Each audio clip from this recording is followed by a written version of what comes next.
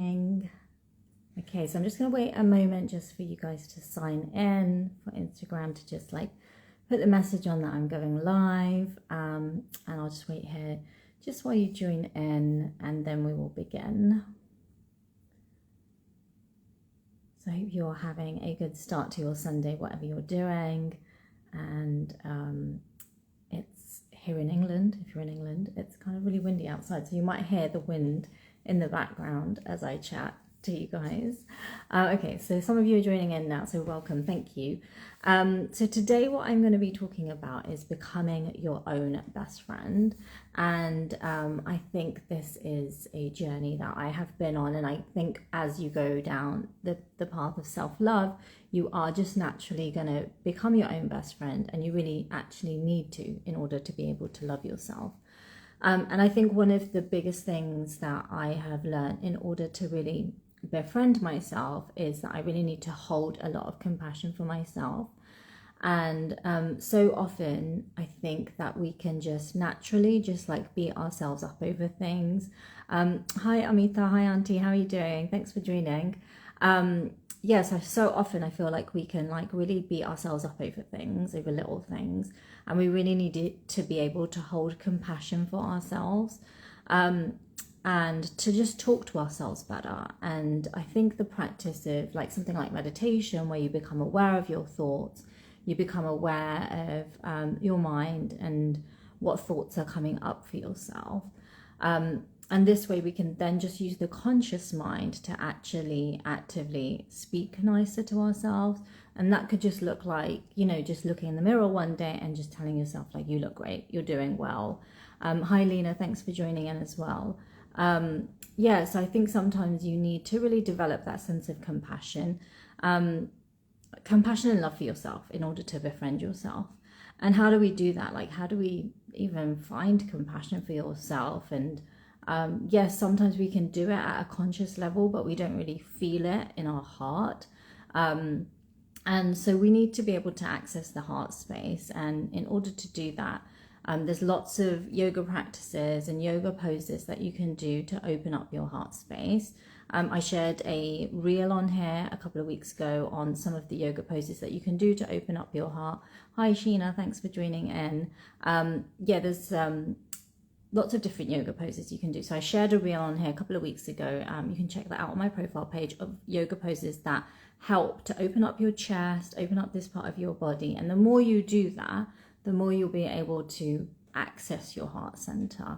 There's also lots of meditations you can do. And, you know, the heart center, there's a chakra, there's an energy center at the heart called the Anahata chakra. And when we start to meditate on this heart center, when we start to do the yoga poses connected to that chakra, it can really start to open up our ability to tap into that place of compassion and love for ourselves, which is really needed if you want to befriend yourself and you want to become your own best friend.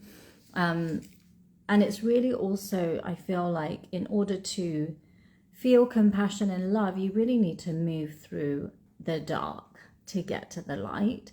So you have to kind of move through those heavier thoughts, heavier feelings, heavier emotions. And how do you do that? So again, that can be through yoga and meditation, because often our thoughts and feelings can come up in the practice and then can just be released. Or we can actually do it like in a more conscious way of recognizing what the thoughts are through something like journaling. If you have a counselor or a space to talk about your thoughts and feelings, that's great. Or if you just have really some close friends, like I know sometimes when I chat to my friends, it can be so nourishing and so healing, because sometimes I can just talk about how I'm feeling and be really honest and open and raw. And I think you really need to do that. So even if you do journal a lot, or even if you do go and speak to like a counselor, I encourage you to really be open and to actually talk truthfully. Like, and that can sometimes feel scary. Sometimes, like, I know when I first started journaling, which was probably about 15 years ago, it was a long time ago, but to actually write down exactly how I was feeling and then to look at the words on the page was quite scary, actually. And I really didn't want anyone else to like read what I'd read. So I always keep my journal, you know, like in a private space where no one else is going to read it. because those are my private inner thoughts and feelings, and they're only really for me to look at and for me to process and move through. So I feel like I said, you really need to hold space for your emotions and feelings. And if you don't hold space for your emotions and feelings, and you're carrying around the heavier thoughts and you're not processing them, then it will be very difficult to access that place of compassion and love for yourself. So definitely start doing that if you haven't already. And then I think also being able to be on your own, like I think that is, for me, I feel like that is definitely a good way of becoming like friends with myself, like just doing things with myself that perhaps I would do with friends or something. So being alone, like with myself. So that can, for me, that might be doing my meditation practice in the mornings, being alone at home as well. And I know sometimes some of us, if we've got like families and kids and stuff, it's really difficult to find time to be alone at home. But if you can start to just practice space within your house where you have like a small corner even where you can just go and be alone with yourself, and that can be through the practice of meditation. Or if you find like meditating quite difficult and quite hard to be alone with yourself, then first of all, maybe start to be alone with yourself like in the world. So it could be like going out for dinner on your own, like taking yourself out for dinner. You know, like it's really easy for us to, you know, go for a coffee on our own to like a coffee shop or something, but sometimes going out for dinner on our own can feel a little bit more daunting and scary. But I would practice it, and I think the more you do it, the easier it becomes. And I am still practicing that and still getting used to like going out for dinner on my own. I tend to go to places where I know it feels a little bit more comfortable to be on my own. And then just exploring different places and restaurants that I like to go to by myself, and in the evening. So again, often we just think that we need to go out with like our friends or our partner or whatever in the evening, but actually maybe just take yourself out if you've got space and time for that. Also, the other thing that I've recently just booked a solo trip away, and that's another great way to be on your own and to also keep yourself like active and, you know, entertained and things like that. So I just booked a couple of days away, which I'm really, really looking forward to. And I think it's really nice to take yourself out of like your space and be in another space. And then there's obviously like meditation retreats that you can go on if you really want to go more down the spiritual side of things and the spiritual path. I used to do, like many years ago before I even got married, I used to go on silent retreats actually. So it would be like a retreat for like 2 or 3 days where you would just meditate. And the meditations weren't even really guided. Like they would give you there were some lessons that we had to follow, but on the whole, there wasn't somebody guiding me through the meditation. I'd have to do it by myself. And the meditations would be for long. Like some of them would be for like 3 hours long. And I know there's other practices like Vipassana do like 10 day silent retreats. And that can be a really deep inner journey. But I think if you can get to the other side, like even just doing a 3-day for me, like getting to the other side of 3 days, then you really are able to like sit with yourself and be your own best friend. And it really encourages you to be alone with yourself.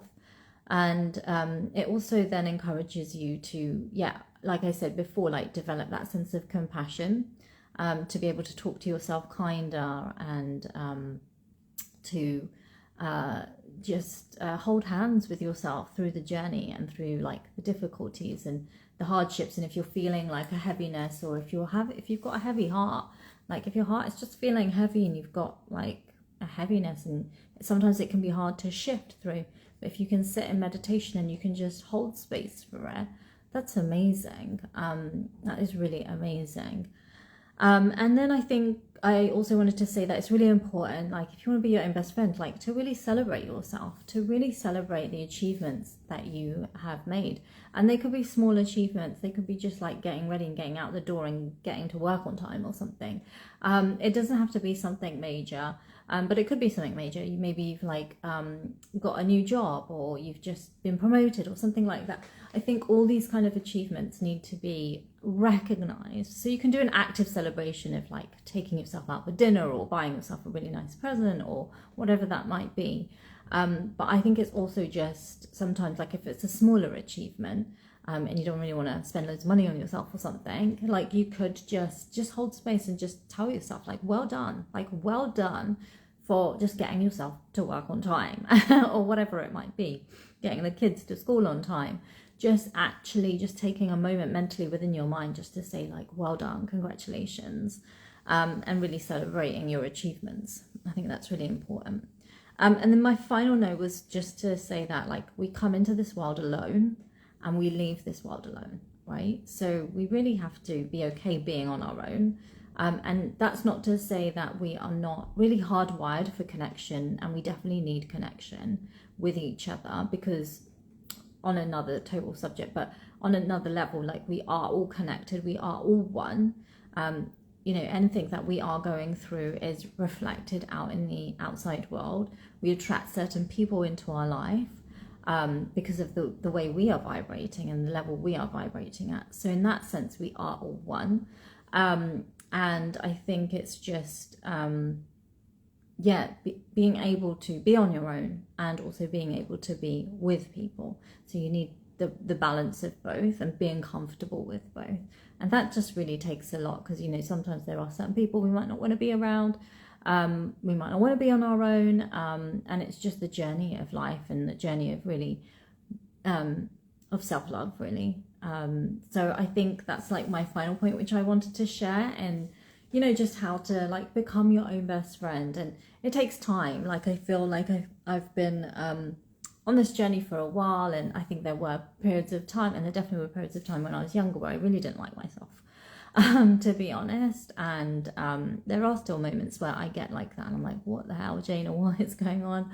And then there's moments where I'm just like, yes, okay, I'm in a good place, I'm doing what I want to do, I'm feeling good, or I'm feeling sad, but I know how to like hold space for that, or I'm feeling heavy and I know how to hold space for that, and that's okay for me to feel that way.